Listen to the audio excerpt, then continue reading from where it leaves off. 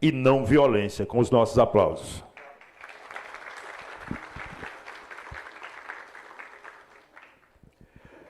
Murilo é secretário de Segurança Cidadã da cidade de Recife. E gostaria de receber também, nesse instante, o presidente da Fundação Joaquim Nabuco, doutor Antônio Campos. Antônio Campos é advogado, escritor, poeta, é um dos criadores da Festa Literária Internacional de Pernambuco. Com os nossos aplausos. E gostaria de convidar Fábio Macedo, representando o Instituto Asa Branca, para dar boas-vindas aos nossos convidados.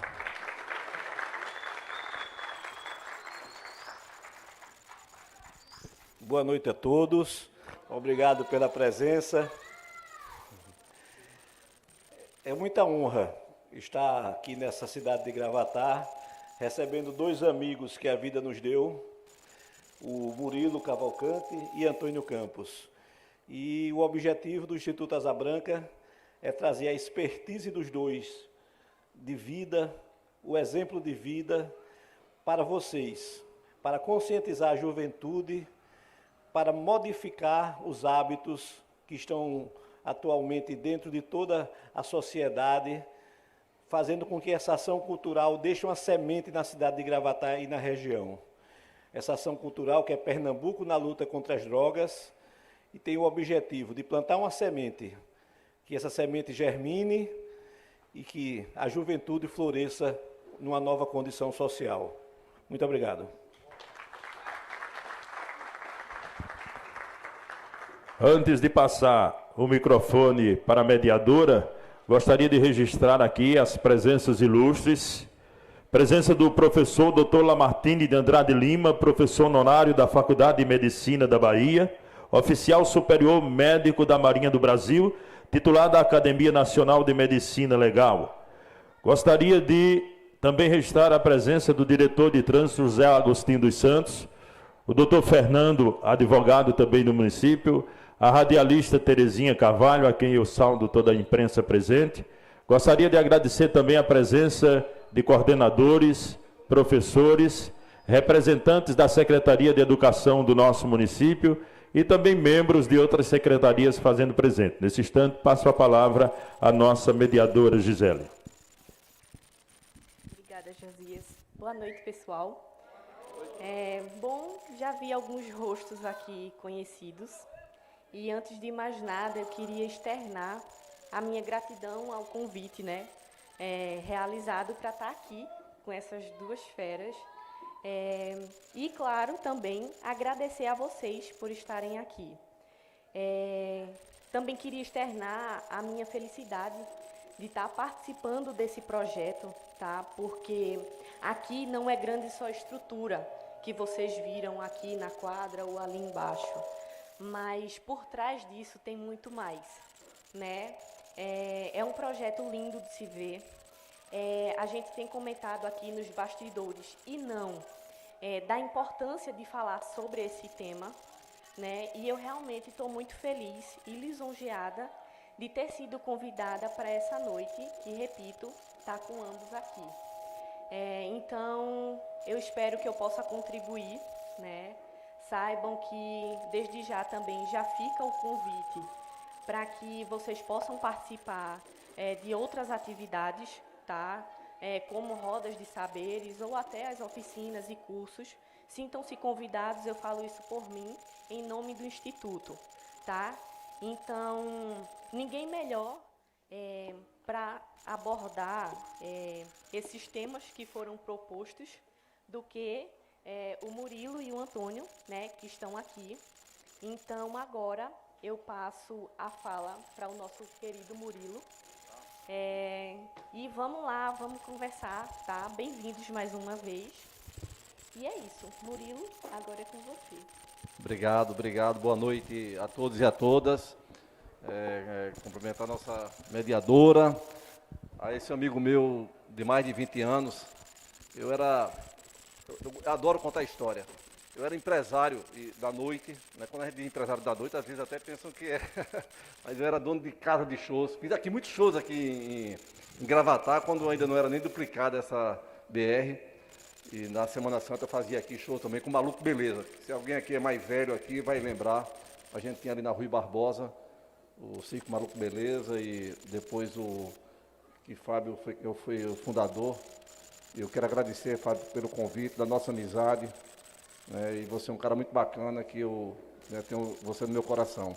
E Fábio fez lá o Recifolia, e eu tinha um bloco, né, com meus sócios, Maluco Beleza, e naquela época foi votada na Assembleia Legislativa uma lei dando meia entrada para os estudantes. O grupo da gente, quase 100% era estudantes lá do Recife, e aí tinha um jovem advogado que era brilhante já, que, né, tinha saído lá da universidade, e a gente procurou ele, e ele fez uma tese, né, para entrar na justiça, para derrubar a minha entrada, e esse advogado era Antônio Campos, e eu não vou esquecer nunca. Ele não cobrou absolutamente nada da gente, poderia custar uma fortuna, né, e Tonka fez essa defesa para a gente, Tonka, e eu vou, o resto da vida, ter essa gratidão pela sua, né, gentileza. Naquela época era tudo menino lá, eu era o mais velho, mas os outros eram meninos, e aqui publicamente agradecer a você pela aquela sua gentileza com a gente. Depois a gente estava equivocado, tem que ter meia entrada mesmo, mas naquele momento ali a gente ficou muito apavorado, porque o público da gente era praticamente isso.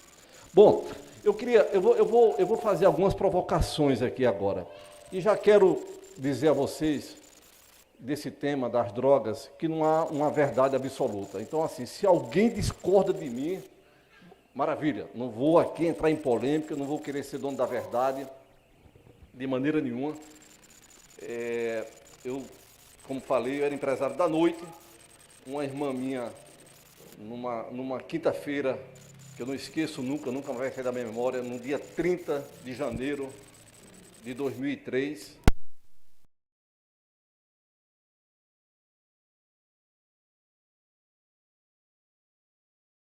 dois delinquentes numa moto anunciaram um assalto. Ela, na hora, ficou assustada, reagiu, levou um tiro e ficou paraplégica. E aí eu tomei uma decisão na minha vida de não ser mais empresário da noite, não ser mais dono de bares, nem de boates, nem de restaurantes. E passei aquele momento a estudar sobre prevenção social ao crime. De como é que eu, como cidadão, porque eu não tinha nenhum cargo público, né, como eu, cidadão, poderia ajudar, né, para que outro jovem não fosse para o mundo do crime, para o mundo das drogas, para o mundo da delinquência. O Jornal do Comércio, que então era o principal jornal de Pernambuco, publicou um caderno especial feito pelo brilhante jornalista, que hoje é secretário de imprensa de Pernambuco, Eduardo Machado, falando da virada que estava dando Bogotá, na Colômbia, que era a capital mais violenta da América Latina, e que estava chamando a atenção do mundo inteiro, né, pela forma que estava combatendo o crime, pela forma que estava enfrentando as drogas. E eu, sem conhecer absolutamente ninguém na Colômbia, comprei uma passagem aérea, fui a Bogotá. Nos últimos 17 anos, eu fui 39 vezes à Colômbia, 39 vezes. Fiz dois.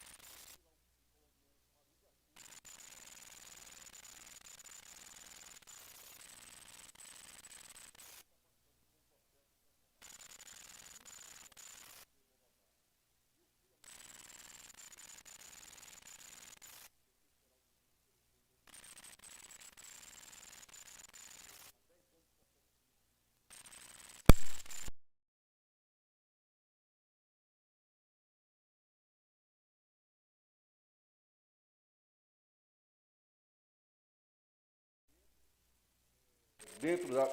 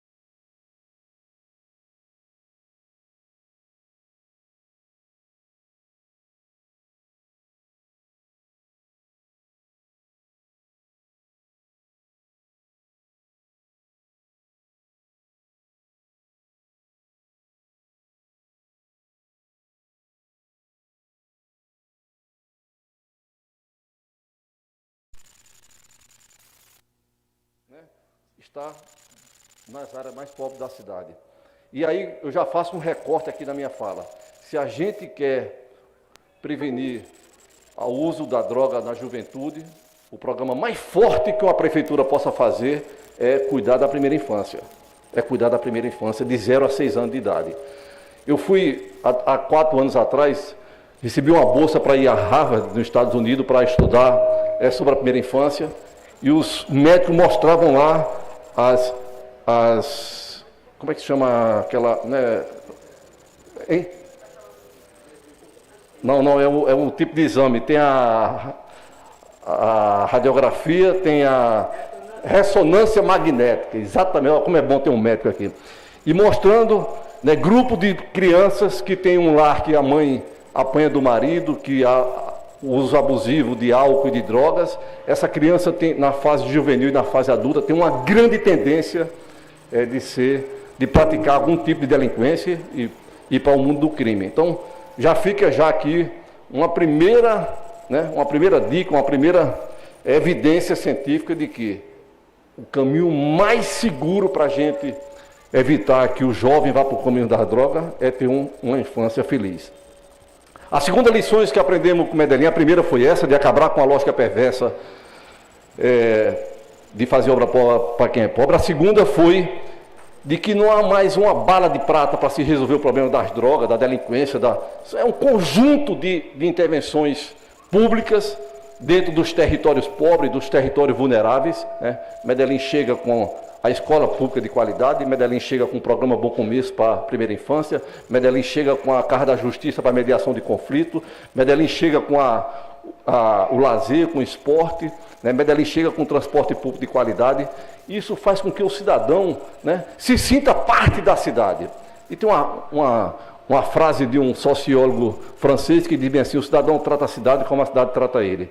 Se o cidadão se sente parte da cidade, ele, né, pensa 2 vezes de querer fazer alguma coisa que esteja na ilegalidade.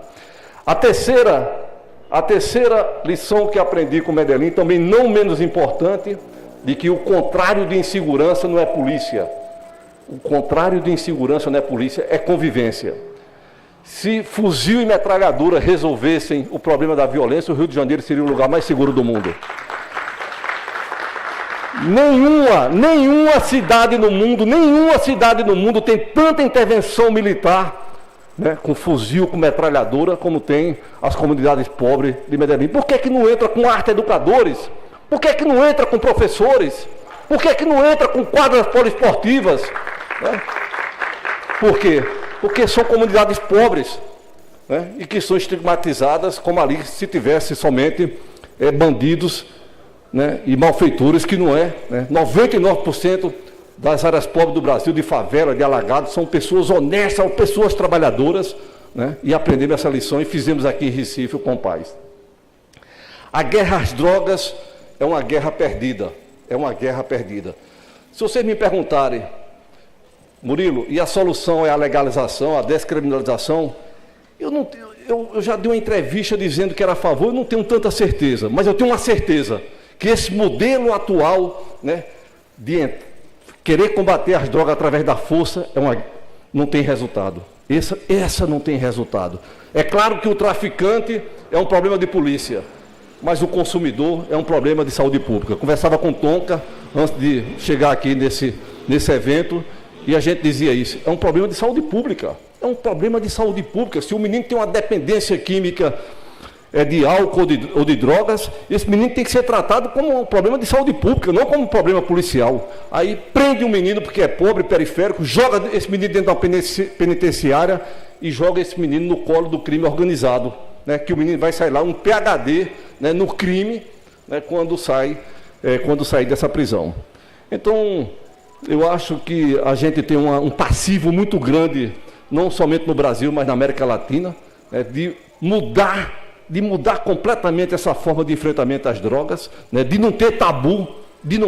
Isso tem que ir lá para a escola pública, para a escola privada, para a gente discutir já lá com um menino de 10 anos, de 11 anos, de 12 anos de idade, né, o resultado do uso das drogas, né, de a gente envolver os professores, de envolver os médicos, de envolver os psicólogos.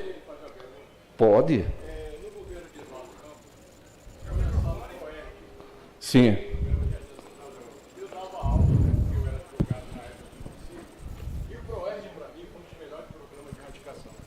Josia, obrigado. Eu trabalhava juntamente com o Conselho Tutelar, né, e nós íamos nas escolas, doutor Antônio Campos, e fazíamos palestras. Certa vez eu fiz uma palestra na escola 15, no tempo o prefeito era até Daniel. Era um programa maravilhoso. Quando nós terminamos a palestra, aqui era um sargento que fazia parte do PROERD. Uma das mães chegou e me pediu: doutor Fernando, poderia falar com o senhor? Eu disse: pode falar. Estava até uma capitã, que era a coordenadora, nós éramos acompanhados pela Polícia Militar. Ela disse assim: poderia falar com o senhor? Eu disse: pois não, pode falar. Eu disse: não, chega aqui um pouquinho. Murilo, por incrível que pareça, nós fazíamos a demonização da cocaína, do crack, mas pouco falávamos da questão da maconha ou cannabis sativa. E ela disse: doutor Fernando, graças a Deus meu filho fuma maconha.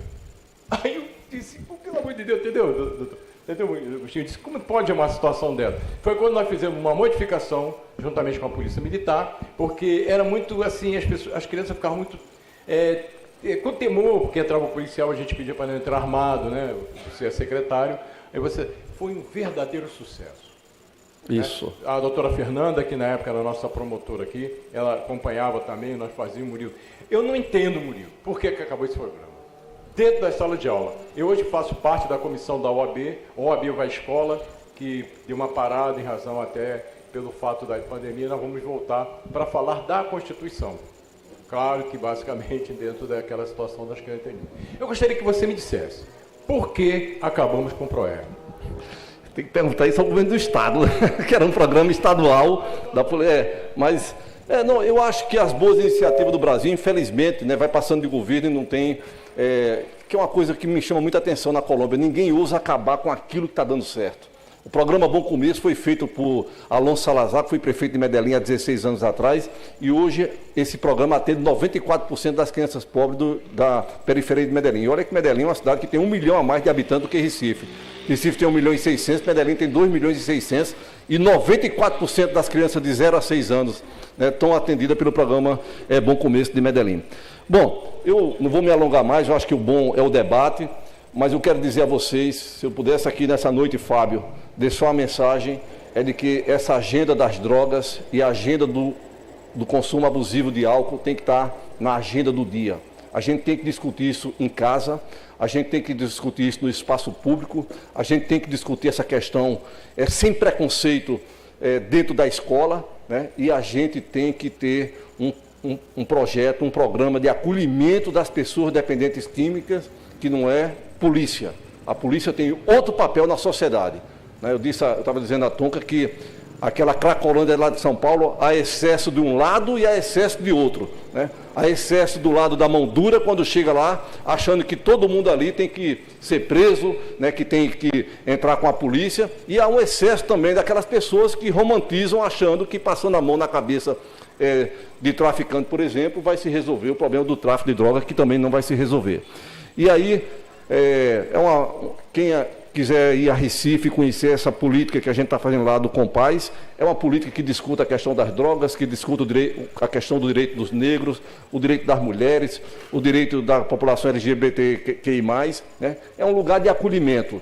E aí vou passar, Tonka, aqui para não tomar seu tempo, né, 2 ou 3 videozinhos aí, rapidinho, de 1 minuto, para que vocês possam conhecer o Compaz e oxalá, né, que essa governadora Raquel Lira, que se elegeu agora recentemente, possa ampliar a rede Compaz para o estado de Pernambuco inteiro. Precisa que Gravatá tenha Compaz, que Bezerro tenha Compaz, mas precisa também que a escola pública funcione, né, que o CRAS funcione, né, e que outros equipamentos que estão no território possam funcionar integrados, né, com a política que todo mundo possa ajudar, porque, volto a repetir, não há uma só saída mais para enfrentar essa questão, que não é fácil, volto a repetir, que não é fácil, mas que é responsabilidade de todos.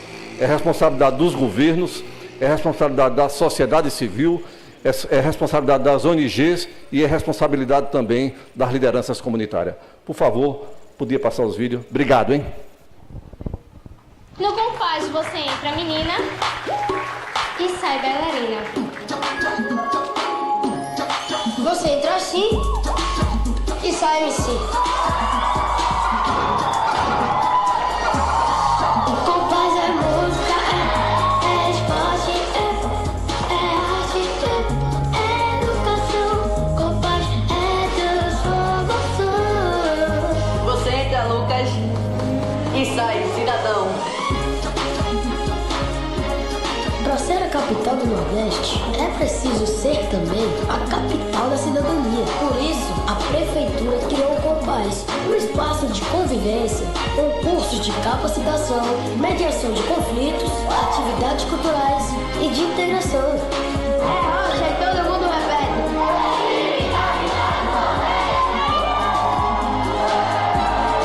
Prefeitura do Recife.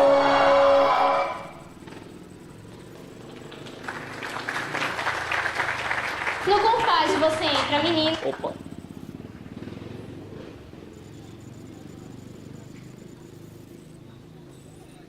Quando a gente conhece um compás, quando a gente entra nessa fábrica de cidadania, descobre imediatamente.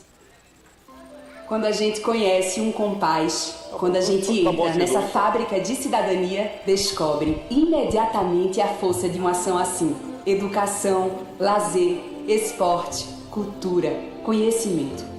Autoestima, humanização. Cada compás que a Prefeitura do Recife inaugura entra para a história da cidade e também para as histórias de vida de tantos recifenses que passaram a conviver com ele.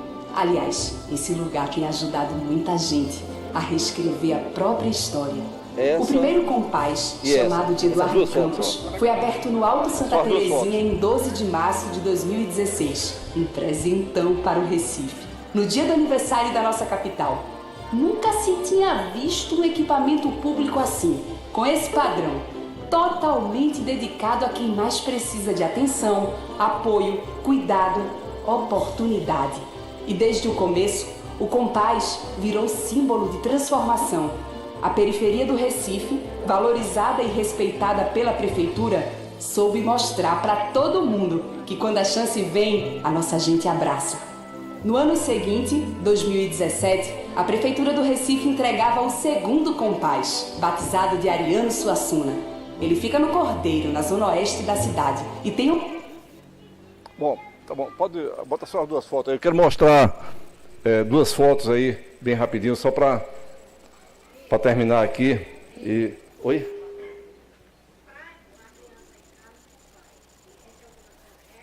Não. Só o pai ou a mãe levar, um parente levar lá, se inscrever, fazer a inscrição e ela... Não, aí se a criança está fora da escola, a gente tem essa busca ativa para levar a criança para a sala de aula. A gente leva para a sala de aula. Agora mesmo aconteceu um fato de um menino, Paulinho, é um menino de 8 anos, da comunidade ali da Mostardinha, que o irmão é traficante e a mãe usuária de drogas, e ele saía 8 horas da manhã de casa e passava o dia no Compás, só voltava 10 horas da noite para dormir. E aí estava fora da sala de aula, a gente levou ele para dentro da sala de aula, falamos com o Conselho Tutelar, esse menino voltou para a sala de aula, está já sendo atendido pelo Conselho Tutelar, e a Prefeitura vai também fazer um programa para ele. Então é isso, né? Aquele menino bonzinho já, que não dá trabalho à professora, né, o professor, esse menino está resolvido. O Compás tem um olhar diferenciado para o menino que está dando trabalho, o menino que briga na escola, o menino que briga na comunidade, né, o menino que está usando drogas. Né? Agora, quando o menino está fumando lá um baseado no Compás, a gente não chama a polícia. Aqui numa cidade aqui perto de Caruaru, a diretora de uma escola estava 4 meninos, isso pode pegar aí no Google que vai aparecer. 4 meninos estavam fumando baseado no recinto da escola, ela chamou a polícia botou dentro de um carro, e eu quero dizer que não é toda a polícia que faz isso de maneira nenhuma, mas lá foi feito isso. Levaram os meninos para o matagal, tentaram matar, isso é no Compás, né? Isso é no Compás. A gente tem um convênio com a fundação muito poderosa da Holanda, que já deu mais de 1 milhão de euros para o Compás, chamada Fundação Van Lee. E aí, ó, isso tudo é financiado pela uma fundação holandesa, e isso é dentro do Compás. Uma criança como esse bebezinho aqui, essa foto foi feita a semana passada, tem um lugar de acolhimento, um lugar de carinho, um lugar de afeto. Dificilmente uma criança dessa vai na fase juvenil adulta para o mundo do crime. Tem uma senhora lá no Compás, na comunidade pertinho do Compás Eduardo Campos, que esse depoimento dela viralizou nas redes sociais, ela disse, ela perdeu os 2 filhos mais velhos para o crime, foram assassinados. Ela disse, se o Compaz tivesse chegado antes, eu não tinha perdido os 2 primeiros filhos, porque os 2 mais novos estão no Compaz, esses meninos estão na escola, já vão entrar na faculdade e estão com a vida resolvida. Então é isso, é a gente oportunizar, né, a presença do Estado com política pública na vida de quem mais precisa. Obrigado.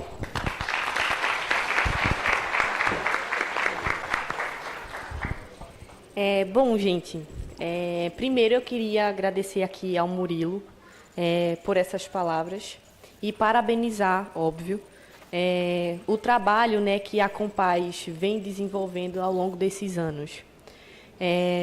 Não sei se a maioria aqui conhece o trabalho, porque pode sim acontecer isso, óbvio, mas sigam nas redes sociais, acompanhem site, para vocês realmente conhecerem mais a fundo o projeto. Eu queria compartilhar também para vocês, Murilo, que eu fiquei feliz de ouvir a sua fala, porque eu, como pessoa, concordo plenamente com a sua fala, tá? Inclusive, na roda de saber que teve ontem à noite aqui, tinha um grupo de pessoas que eu estava, e a gente estava falando sobre a questão da omissão sobre esse tema, voltado para a área familiar, tá? Infelizmente, há índice, e é uma triste realidade, que até os pais acabam escondendo ou camuflando a situação, e isso gera um problema muito maior consecutivamente. Enfim, então, Murilo, queria realmente externar que eu estou de acordo com toda a sua fala, e, assim, dar um destaque, mas justamente nessa questão de que a gente tem que tratar isso ali no dia a dia, sabe? Dentro de casa também, tá? Então, são essas as minhas considerações, tá? Muito obrigada por isso. Com certeza você contribuiu muito para todo mundo que está aqui e para quem está assistindo de casa. Enfim, e é isso. Então, agora, eu passo a minha palavra aqui para o Antônio, tá? Tenho certeza que ele também irá contribuir e depois eu volto aqui para fazer as minhas considerações da sua fala, tá bom? Boa noite a todos. Vou pedir permissão, vou colocar 3 livros aqui.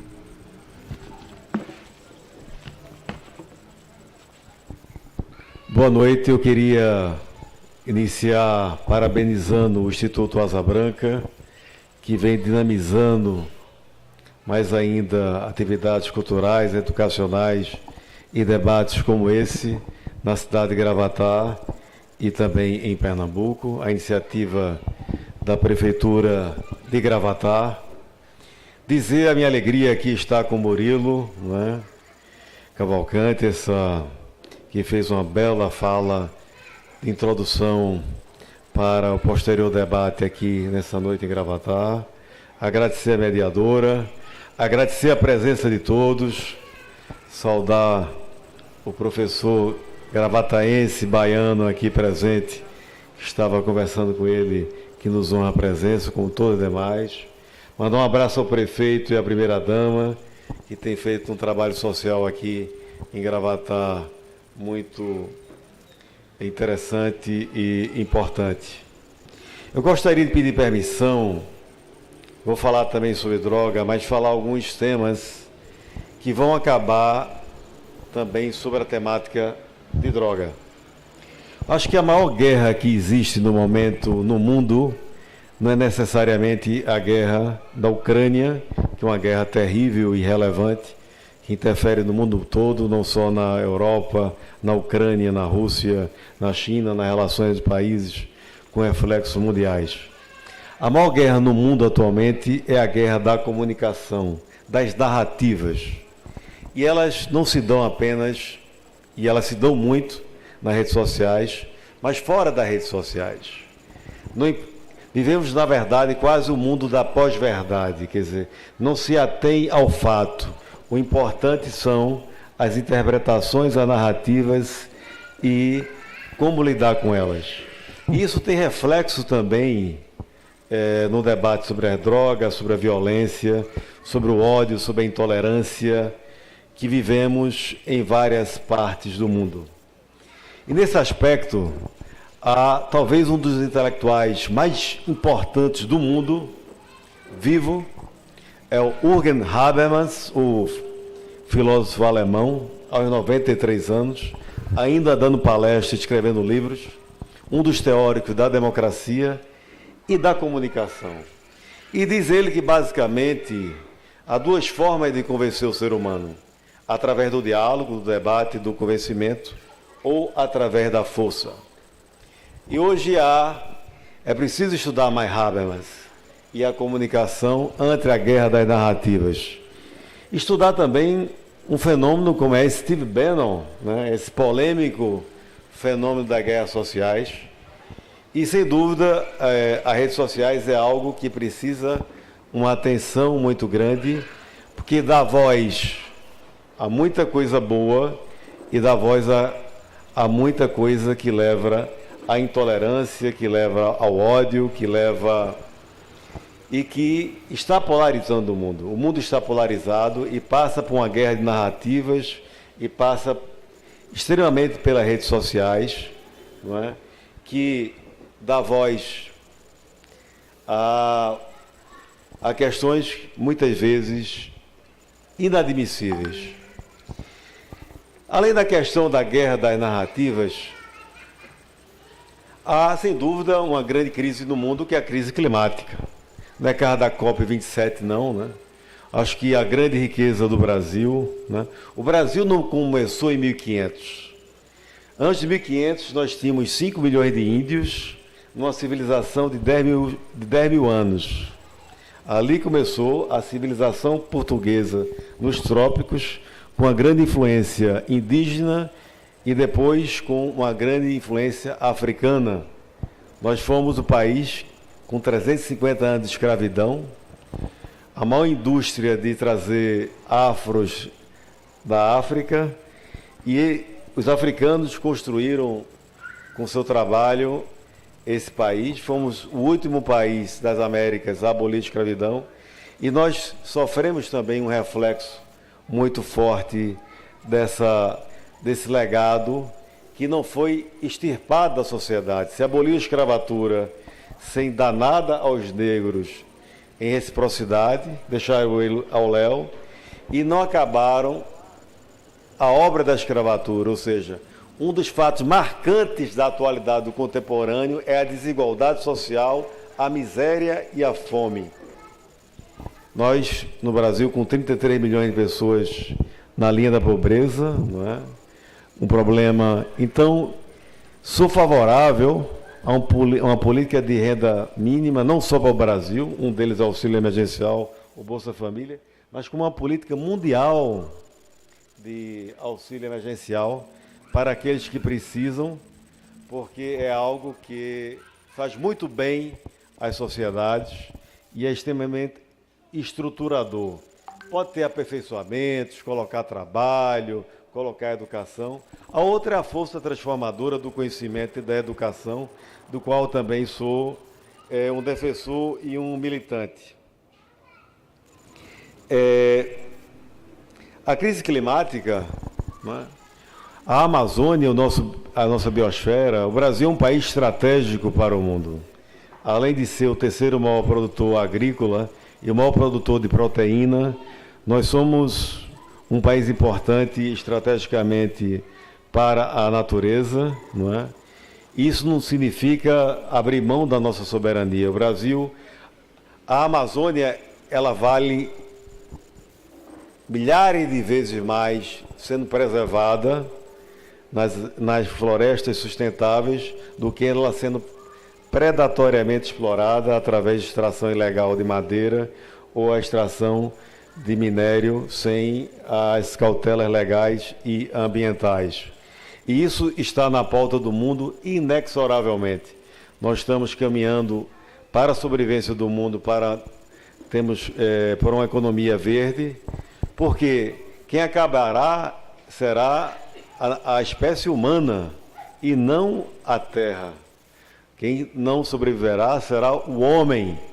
E o reflexo da questão climática já é visto em vários lugares do mundo, com reflexos enormes na vida das pessoas.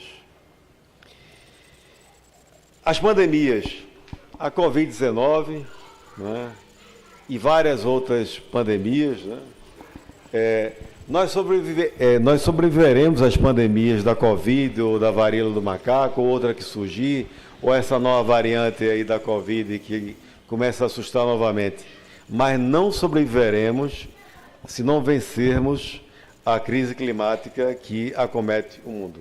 A outra pandemia é uma pandemia das doenças psiquiátricas ou doenças psicológicas. O mundo vive uma pandemia de depressões e de doenças psicológicas similares. O Brasil, uma coisa que é pouco dita, a terceira causa de morte no Brasil é o suicídio. É uma coisa muito colocada debaixo do tapete. É uma utilização maciça de antidepressivos, não é? E há uma questão da droga extremamente relevante também no Brasil. Dois países merecem uma atenção, não é? Eu acho que com maior propriedade e grande propriedade, Murilo Cavalcante mostrou Medellín, né? Um país que foi dominado por muito tempo por um cidadão chamado, não sei nem se posso chamar de cidadão, de um sujeito chamado Pablo Escobar, né? E muitas vezes aí decantado no cinema, né? E que foi um homem terrível, né? De uma violência extremada para quem conhece a história do Pablo Escobar e o mal que fez ao seu país.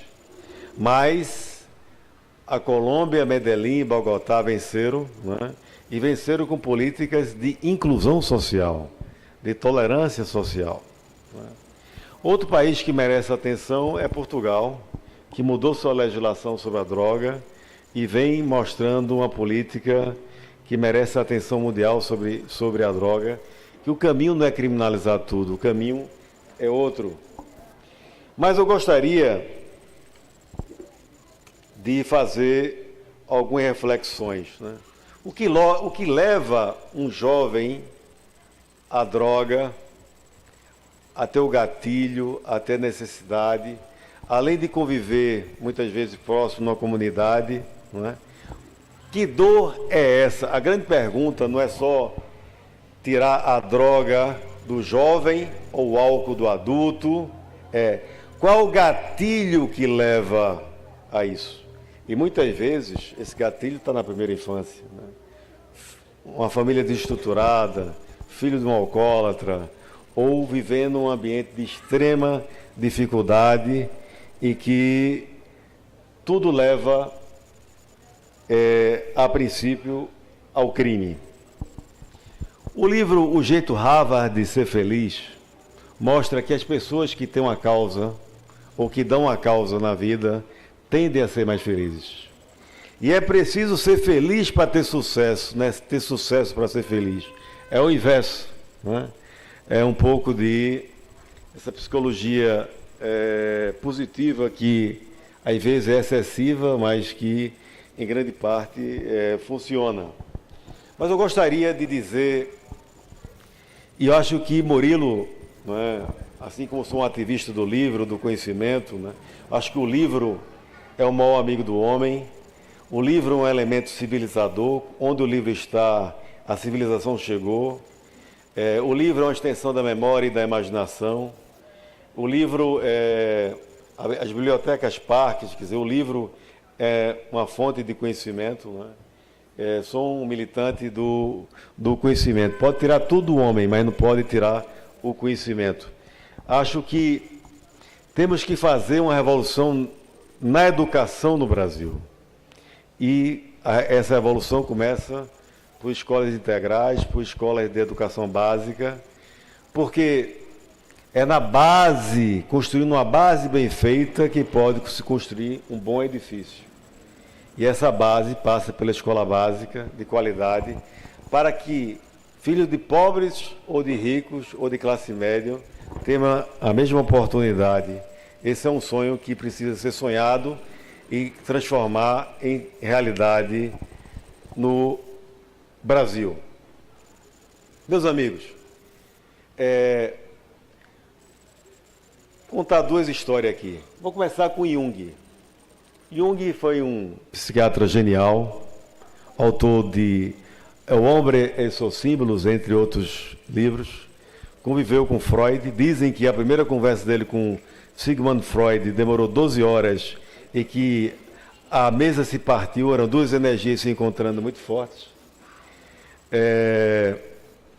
E Jung recebeu um dia um paciente no seu consultório e na terceira consulta ele disse: olhe, era um alcoólatra, eu não posso mais lhe ajudar, porque entendo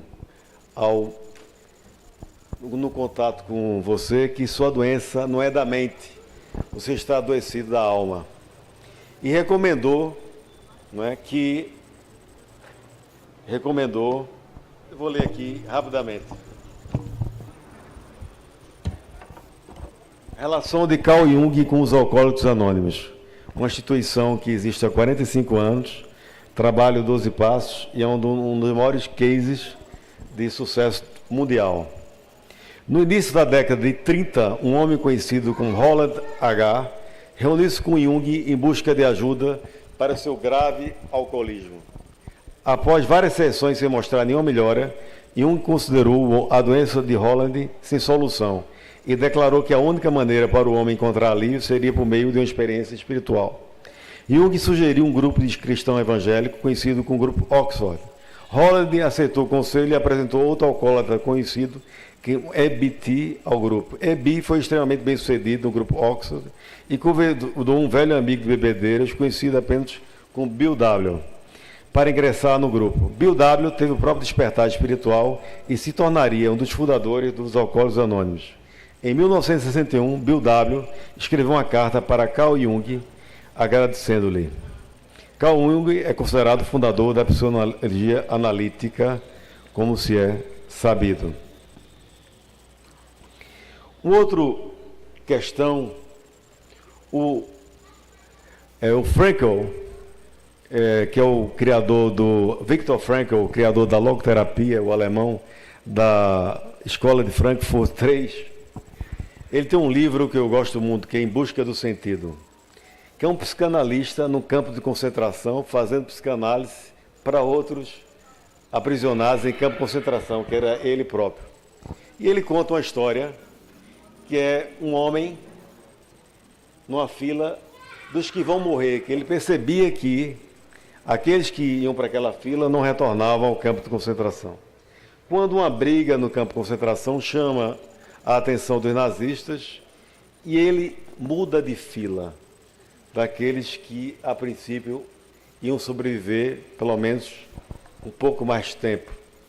Então ele diz que na vida é preciso tomar uma decisão. Aqueles que vão se matando lentamente e aqueles que resolvem viver plenamente. Na visão desse grande psiquiatra e psicanalista que foi Frankl. E eu acho que uma dessas decisões, olha o nome do livro, Em Busca do Sentido. A questão das drogas, e não é apenas droga, cocaína ou similares, mas o uso abusivo de álcool.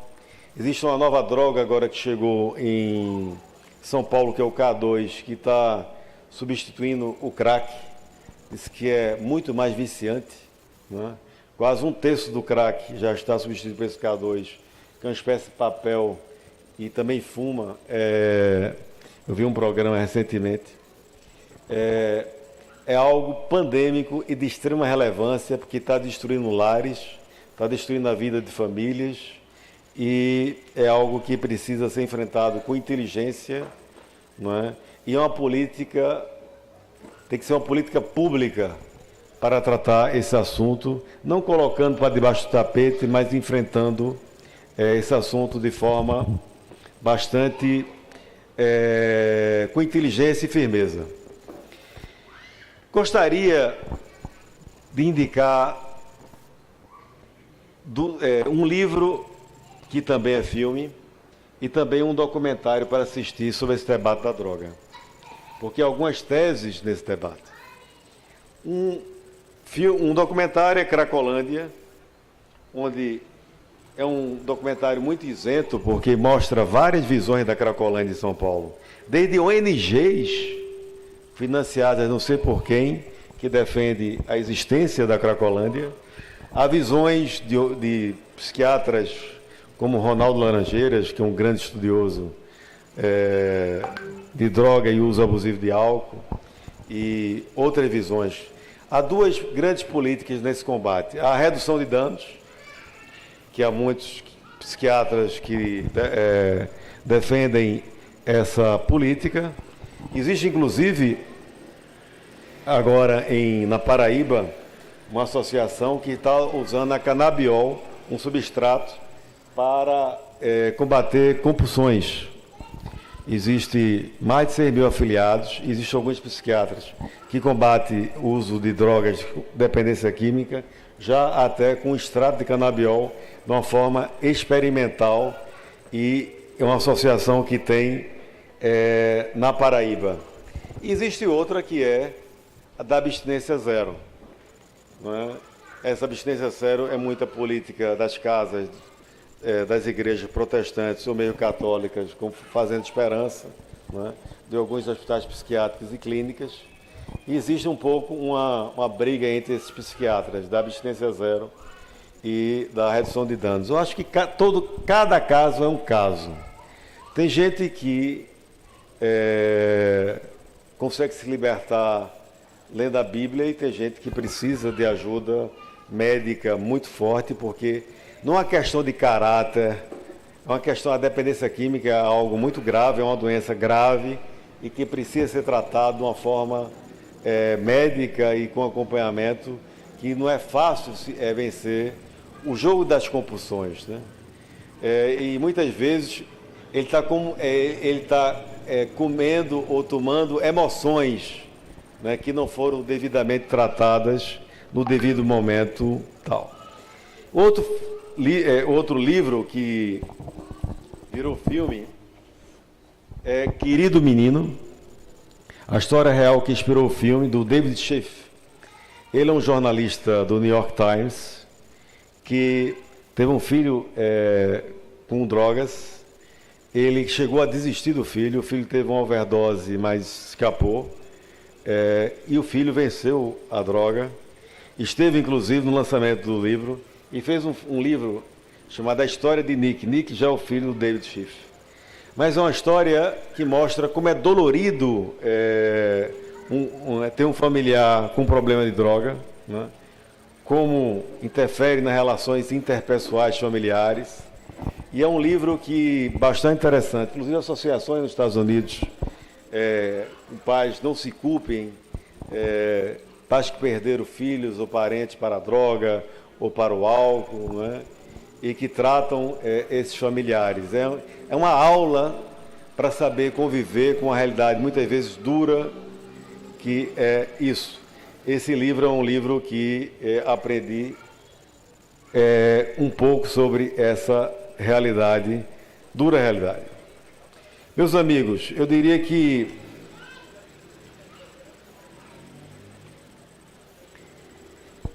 nós estamos numa época de resistência, numa era de muitas incertezas.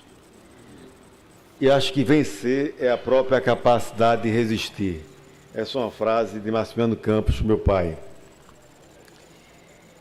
Caminhante, não há caminho, o caminho se faz ao andar. Grande poeta espanhol, Antônio Machado. Antônio Machado é autor até de um poema que Juan Manuel Serrat, é um clássico, tem aí muito aí no Google, canta, e Fagner fez uma música com um poema dele, La Saeta, que termina dizendo: não canto o Cristo del Madeiro, o Cristo crucificado.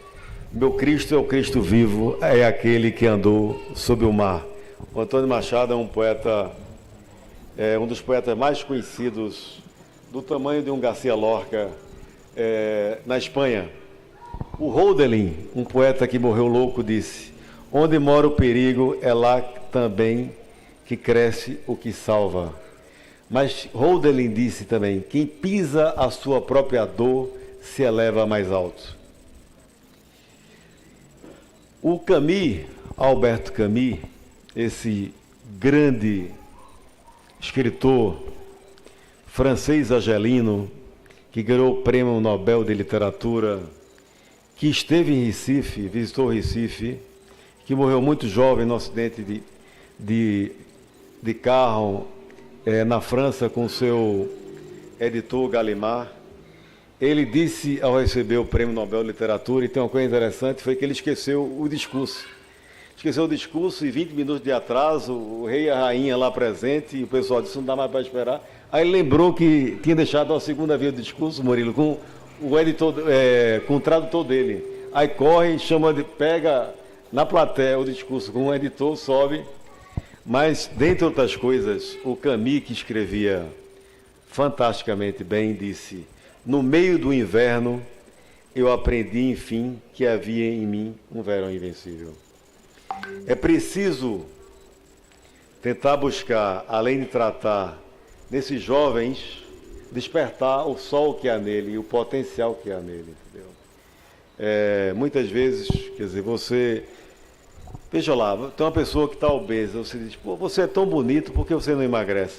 Outra coisa é você chegar, pô, como tu tá gordo, hein? Quer dizer, é uma forma de uma abordagem muito diferente de como trazer a pessoa para junto de si, né?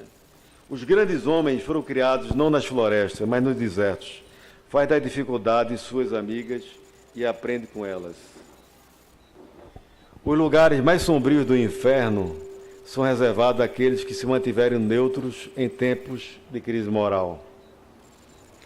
E disse o grande Martin Luther King, esse homem que teve um sonho, esse homem que foi um homem fantástico, um dos maiores oradores protestantes e da igreja Ebenezer, que chegou na véspera do seu assassinato, ele que lutou pelos direitos civis dos negros americanos, tão fantasticamente, e um grande orador, um grande homem, ele não ia para a pregação, mas ele foi, e no seu último sermão ele diz, eu vejo a terra prometida. Já era a antevisão da morte. E no dia seguinte assassinaram Luther King. Luther King diz, nossas vidas começam a morrer no dia que calamos coisas que são verdadeiramente importantes. Então a gente precisa se posicionar, né? E queria deixar esse recado aqui. Eu acho que todo mundo pode nascer novamente ou ressignificar a sua vida. E acho que Murilo disse uma frase lapidar, quer dizer, o contrário de violência não é polícia, não é segurança, é convivência. E o desafio da convivência e conviver com o outro é algo extremamente desafiador.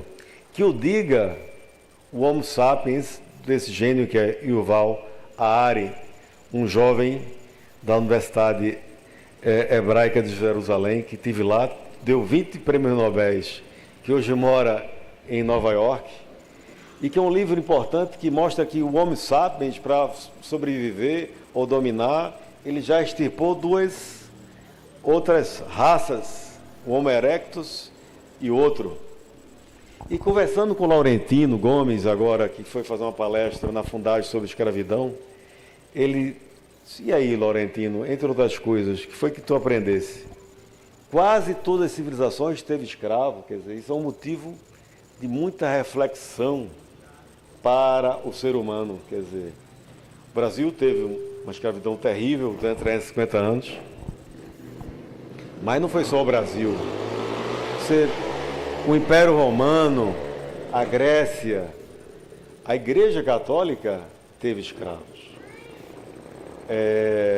Então, esse fenômeno, não é, que o ser humano, não o ser humano, em relação a isso, merece reflexão, não é algo a ser aprofundado. Por isso que a gente precisa discutir alguns fenômenos, como a guerra das narrativas no contemporâneo. Eu acho que é algo a ser melhor pensado, melhor estudado, não é?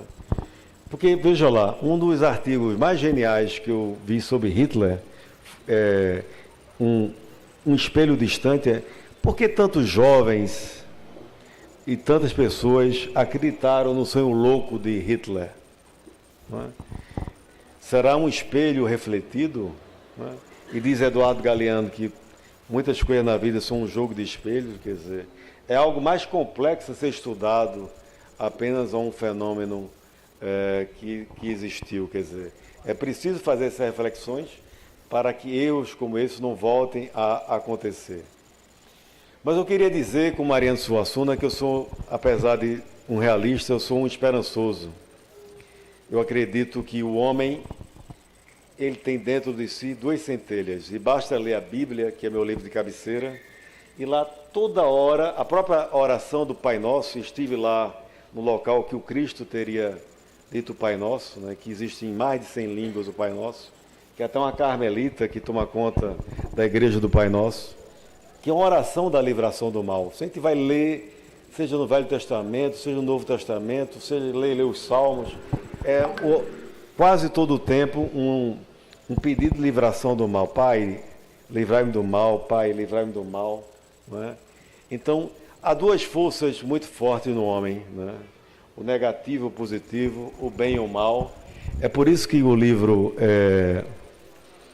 O Homem que Enganou o Diabo, do Napoleon Hill, o diabo é o boicote do homem no cerebral, quer dizer, você dominar a sua mente, ou você controlar a sua mente, é você tirar o diabo da sua mente. Não o diabo, a entidade tida religiosamente colocado, mas é aquilo ao tempo todo lhe boicotando. Não, você não vai ser feliz. Não, você não vai prosperar. Não, você não vai conviver bem com seu filho. Não, seu dia não vai ser positivo. Não, você vai errar.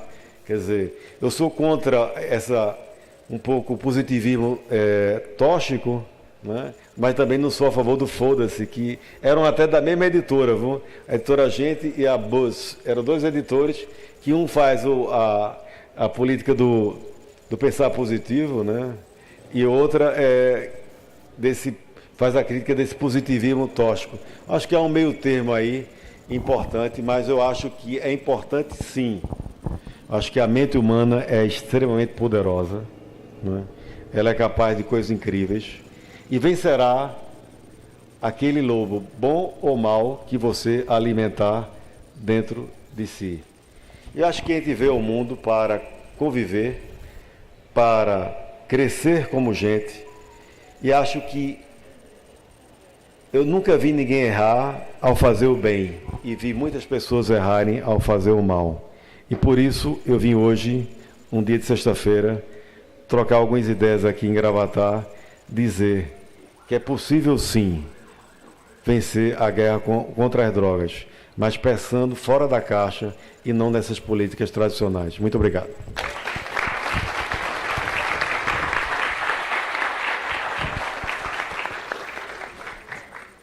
Antônio, agradeço as suas palavras. Inclusive, peguei todas as indicações de livros e documentários que você falou aí. Alguns citados eu já conhecia, outros não.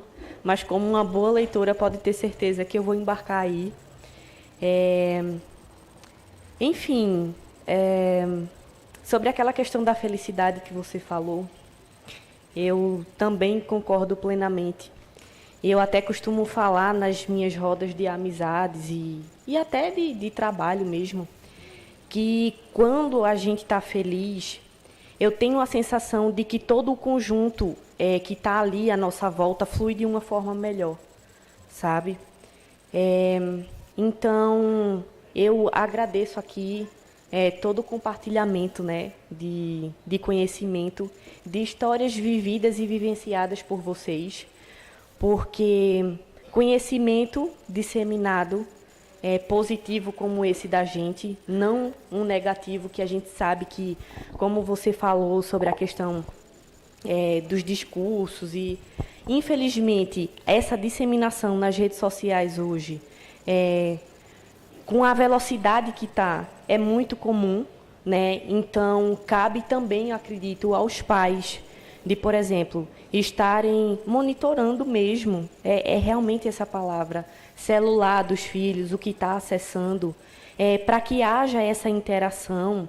Nas escolas também super importante, para que haja essa interação de um conjunto maior e melhor, tá? Então, mais uma vez, fica aqui a minha gratidão a ambos, por todo o conhecimento, como eu falei, né, compartilhado para mim e para todo mundo que está aqui assistindo.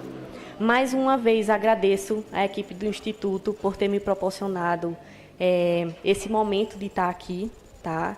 Deixo, assim como no começo, o meu convite em nome do Instituto para que vocês conheçam mais e venham mais participar das rodas de saber que vai acontecer. A gente vai ter... aliás, já estamos tendo, né, oficinas e cursos, palestras, e também eu percebi que chegou um pessoal ali do ciclismo, também temos representantes dos corredores, que são 2 grupos que também haverão atividades com eles, tá? Então, já deixo aqui também. Deixa eu só fazer bem rapidinho. Claro. Bem rapidinho, eu garanto que não é 1 minuto. Toca disso aí, todo mundo tem que ter uma causa na vida. A minha causa é de ajudar, ou através da Rede Compaz, ou como cidadão, de que outros jovens, né, não vão para o mundo do crime, que não vão matar nem morrer. Mas eu sigo aqui uma menina aqui de Gravatá nas redes sociais, ela está ali, Iraceli, que a causa dela é defesa animal, de gatos. E ela faz um trabalho maravilhoso. Eu queria agradecer a presença dela e dizer que todo mundo tem uma causa, e a causa dela é o direito animal.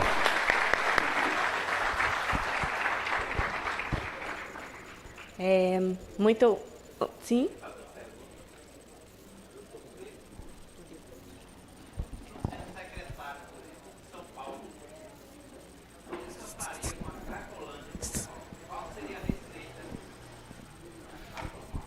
Não tem uma... pode... Boa noite. Você assistir esse documentário, o debate é esse documentário. E da Cracolândia. O núcleo é esse debate.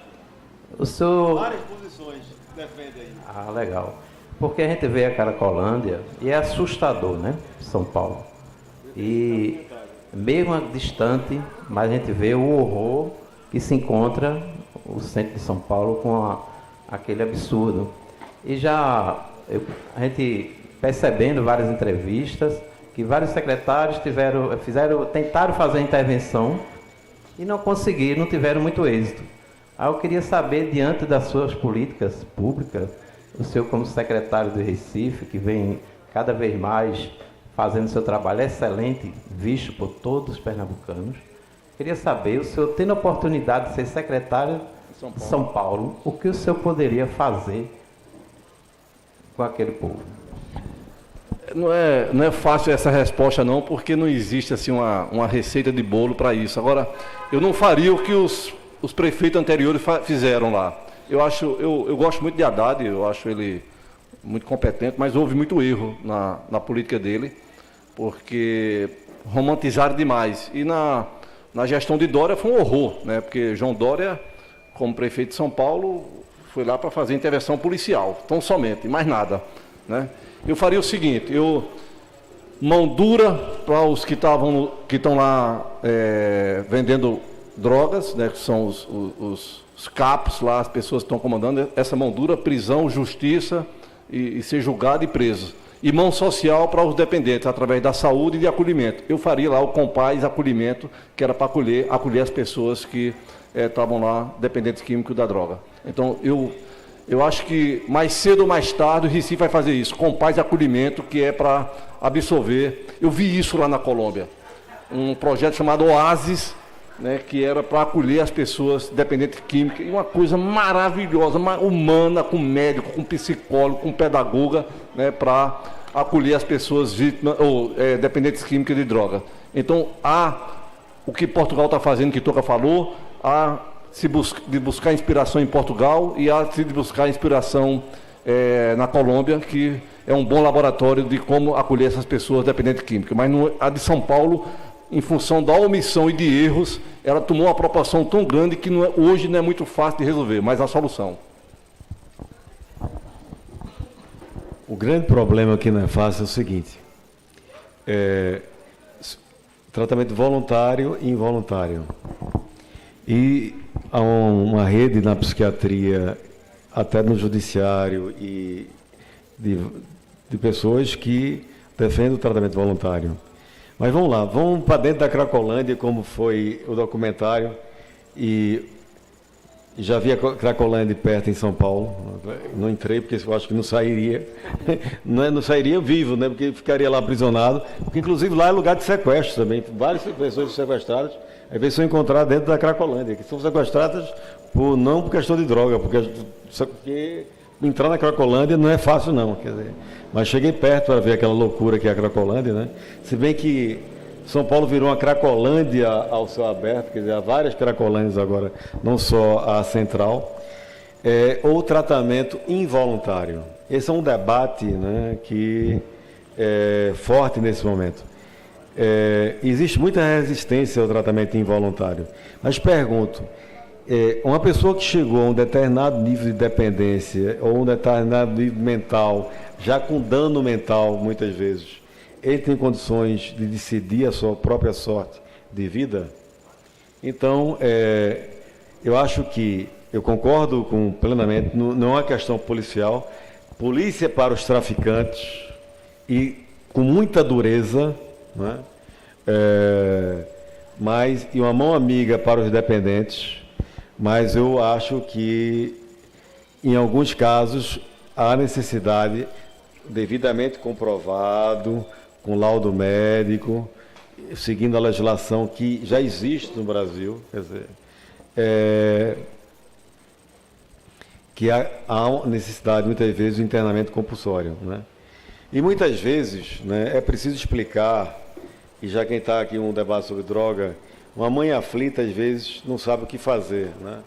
Mas, se você chegar a um médico de uma instituição clínica ou de uma casa de internamento e relatar que seu filho ou marido ou parente está numa situação de risco por dependência química, seja de álcool ou de droga, ele poderá ser internado compulsoriamente. Há necessidade de, em até 5 dias, intimar o Ministério Público, não é? E nesses 5 dias o médico tem que atestar a dependência ou não, podendo, segundo a legislação, um internamento compulsório e até 60 dias. Depois ele tem que ter a colaboração do paciente, podendo se estender, não é? E nisso aí existe uma diferença de tratamento nas clínicas de redução de danos e nas clínicas de abstinência zero. Ok, obrigado. Assim, aproveitando, eu já vi ali que pegou o microfone. Acredito que seja alguma pergunta. Então, por favor, fique à vontade. Boa noite, meu nome é Carvalho. Eu queria saber o seguinte, porque a gente agora está discutindo debatendo sobre drogas químicas, não é isso? E a gente falou algumas sobre, assim, vício, né? Dependência de algum tipo de drogas. E drogas virtuais, temos algum projeto para se trabalhar? Porque o que a gente está vendo hoje em dia, os jovens cada vez mais viciados nessa parte de jogos eletrônicos, redes sociais, e é feito nossa amiga falou, né? E lá eles estão sujeitos a todo tipo de narrativa naquele mundo deles, né? Que eles vivem naquele mundo que eu considero também como uma droga muito nociva, né? Que destrui uma geração. O que é que vocês têm a ver sobre esse tema? Que não sei se estou fugindo do tema, mas eu queria que vocês me explicassem um pouco mais o que é que vocês entendem sobre sobre drogas virtuais, né? É que vocês entendam um pouco mais para me explicar. É verdade, mas assim, eu acho que tem que ter regra para tudo. Tem que ter regra para tudo. Eu tenho uma filha de 17 anos e sempre teve regra, né? Eu sou pai separado e minha filha, sei lá, com 10, 11 anos de idade, tinha um celular, mas tinha regra. Só podia usar até, né, uma certa horário no dia, né? Não poderia ter acesso a jogos violentos. Então, assim, tem que ter regra. Eu acho que é um abuso. Agora, tem uma frase de Renato Meirelles, que é um cientista lá de São Paulo, cientista social, que ele diz bem assim: a sociedade é digital e os governos são analógicos. A gente não pode fugir disso, de que o mundo está cada vez mais digital, né? Eu estava dizendo ao Antônio Campos que a Colômbia está começando a rever as bibliotecas que tiveram um papel fundamental na reversão da violência urbana lá de Medellín e de Bogotá, né? Que eles colocaram megas bibliotecas dentro das favelas, mas os jovens lá de Medellín e de Bogotá já não vão mais para dentro da biblioteca, né? Porque... Então, assim, você também não pode ficar contra isso, você tem que saber a cabeça do jovem. E é bem rapidinho, porque eu até estou pedindo a ela para daqui a pouco me liberar. Eu tenho que voltar para Recife, amanhã às 7 horas da manhã tem um compromisso com o prefeito. Mas a cabeça do jovem, a gente tem que entender como se desarma um explosivo, né? Para se desarmar um explosivo, precisa ter paciência, tem que ter, né? Então, assim, é isso, a gente tem que conversar, a gente tem que acariciar, a gente tem que... Né? A cabeça do jovem é uma cabeça rebelde, não pode ser diferente. Eu levei um jornalista, Jamildo Mello, que é do Jornal do Comércio, ao Compaz, e ele chegou lá e ficou... Porque as crianças correndo, os jovens correndo dentro da biblioteca. Ele disse: não, mas é assim. Eu digo: porque se a gente for proibir, não vem aqui. Entendeu? Compaz é um lugar do sim. Mesmo para dizer não, a gente tem que dizer sim no Compaz. Então, eu sei da sua preocupação, mas a gente tem que ter assim, um cuidado para tratar desse assunto, não ficar proibitivo, mas através do diálogo.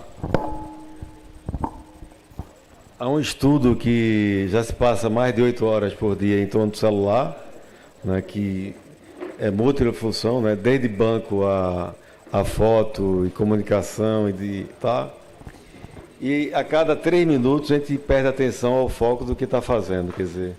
Então, além da atenção e a questão do sono, né, então essa questão da dependência realmente do celular. O Brasil tem 230 milhões de celulares, né? É mais que a população, é algo que preocupa e é preciso dosar e educar, não só os jovens, mas também os adultos, né? Então é algo... E sem falar o seguinte, que esse sistema está na mão de grandes conglomerados que mandam no mundo, quer dizer, o Facebook, o Google,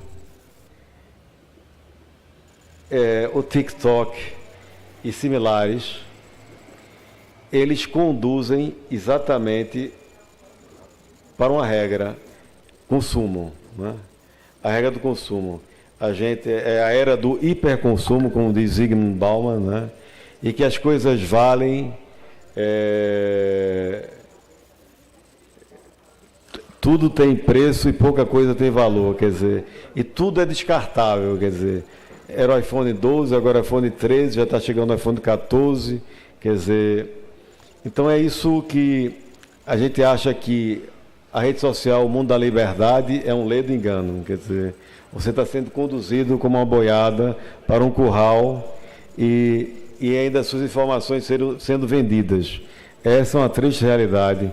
Então, um dos debates mundiais, inclusive muito forte na Europa, é um controle das redes sociais. Não um controle antidemocrático e de censura, mas é um gigante que precisa ser visto, né? Porque a liberdade não é todo poder. A liberdade tem limites, né? Isso não é CCA, mas as redes sociais merecem um acompanhamento de perto, sim. Porque os algoritmos existem. Vou citar um exemplo, né? O poder tecnológico. Vejam, no YouTube tem umas aulas de Ronald Lemmer, né, um estudioso de tecnologia, advogado, foi criador do Creative Commons. Por exemplo, na China, quando eles vão fazer uma novela, ele já estuda na rede social, com algoritmo, com o sistema, ele estuda o enredo, ele estuda os personagens, e o algoritmo já diz o nível de audiência. Você vê como já é a questão... a advocacia, no Brasil tem 1.300.000 advogados, um advogado para 164 brasileiros.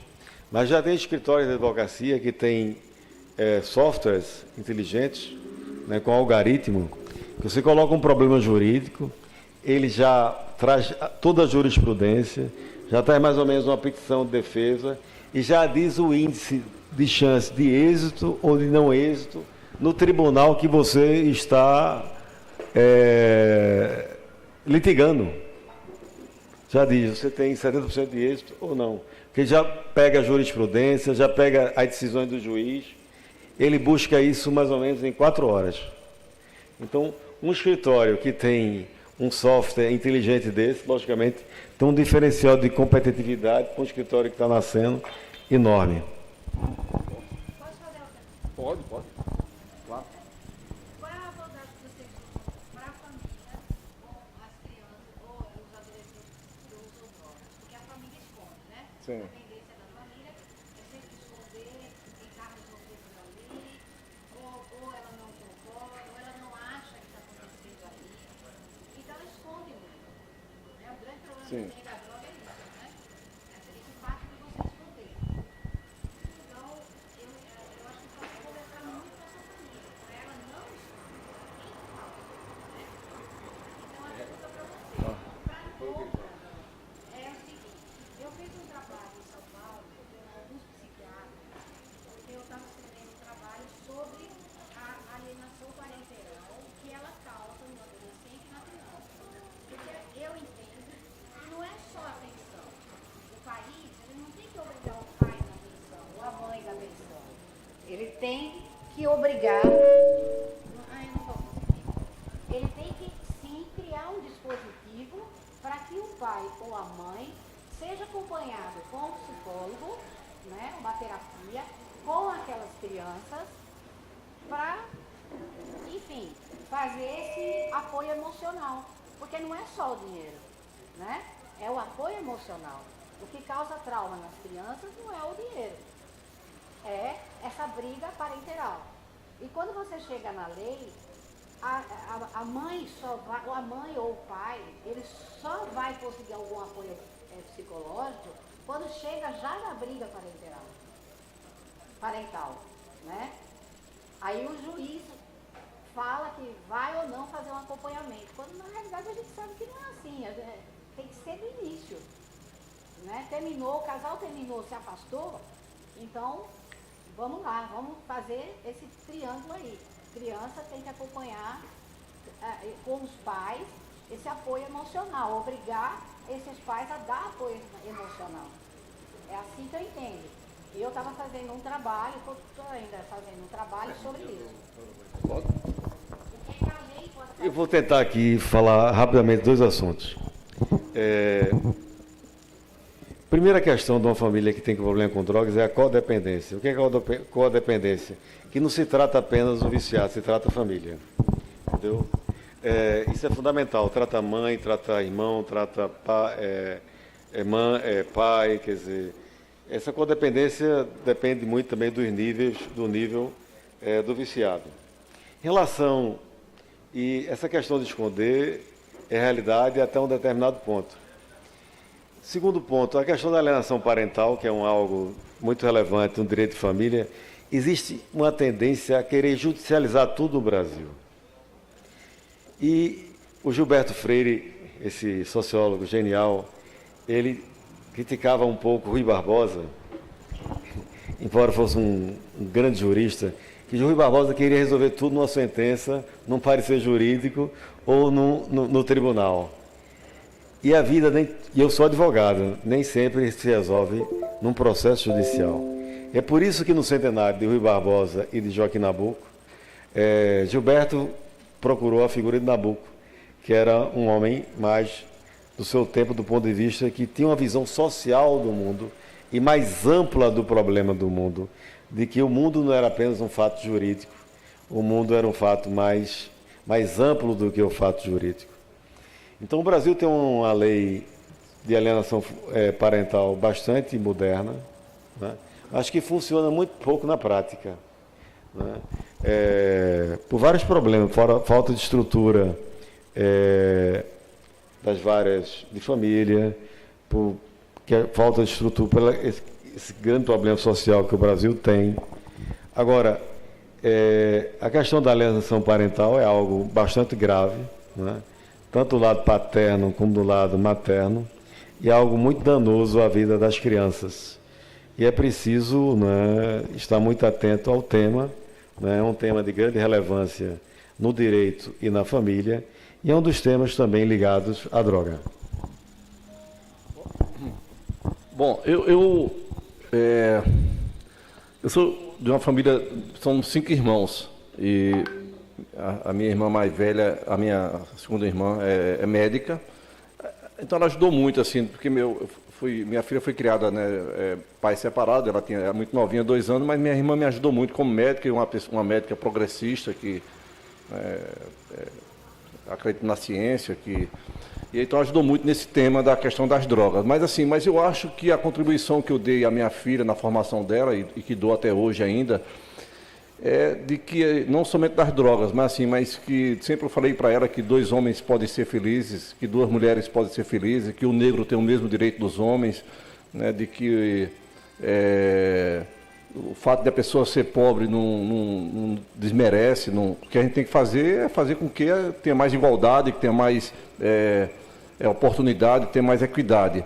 Então esse tema esteve muito presente na minha casa, na casa das minhas irmãs, na casa dos meus cunhados, dessa coisa dos direitos, de não ficar com uma visão proibitiva das drogas, né? Porque assim, aquela coisa de dizer para um filho, para um amigo, a droga é uma merda. Como é que é uma merda se o mundo inteiro está usando esse negócio há mais de 500 anos, assim fica, né? A gente não vai, definitivamente esse argumento não serve, né, de que a droga dá um barato, porque senão, eu não sou usuário, mas, né, quem usa dá um barato, porque senão as pessoas não usavam, né? Agora a gente precisa saber as consequências disso, né? Então é um tema que assim sempre esteve presente na minha casa. Eu não tive praticamente ninguém com dependência química de drogas, não tive de álcool na minha família, mas não tive de drogas.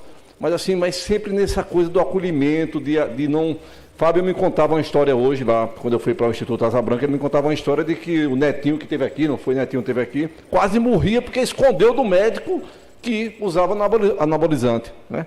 Então, assim, eu vejo um cara esclarecido, um cara que era uma estrela nacional. Então, a gente precisa falar as coisas, a gente precisa verbalizar, e a gente precisa, que é uma coisa fundamental, principalmente para nós gestores públicos, é aprender a escutar. Aprender a escutar. A gente tem uma mania desgraçada, nós que estamos na gestão pública, de achar que somos donos da verdade, que temos receita de bolo para resolver todos os problemas da cidade, de saúde, de educação, de segurança, e não é.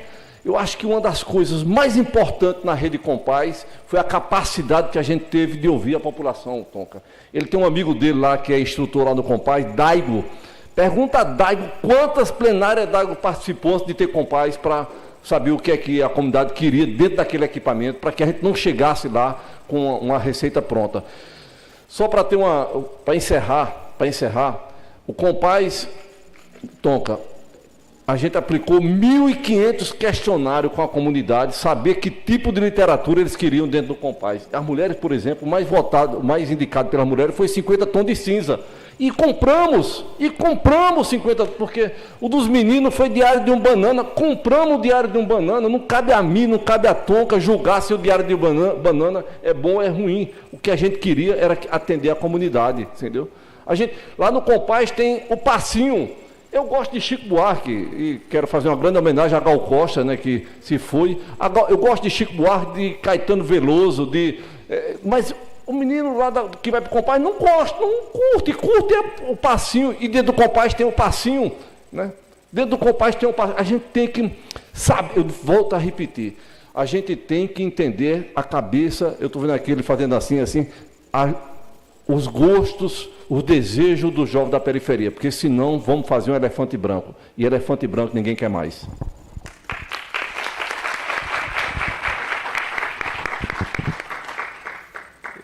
Eu queria terminar minhas palavras citando Gandhi. A guerra, a violência é tarefa dos fracos. A paz é tarefa dos corajosos. Muito obrigado.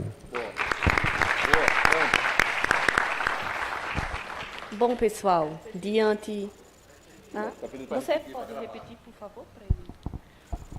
Mahatma Gandhi, esse indiano que mudou um país pela não violência, ele disse que a guerra, a violência é para os fracos, os que têm medo, e os corajosos fazem paz. A paz é tarefa para os corajosos. Bom, gente, diante de todo esse conhecimento compartilhado, mais uma vez eu deixo aqui o meu agradecimento por participar e aos companheiros que estavam aqui presentes, estão, aliás, presentes. E é isso, e mais uma vez, como eu vinha falando, sintam-se convidados para continuar vindo aqui nas oficinas, nas outras rodas de saberes, né? Porque ainda vem muito conhecimento, vem muito compartilhamento de experiências. E isso aí também é um dos propósitos da gente com esse evento, né? Então é isso. Muito obrigada por essa noite incrível, por essa experiência. E é isso.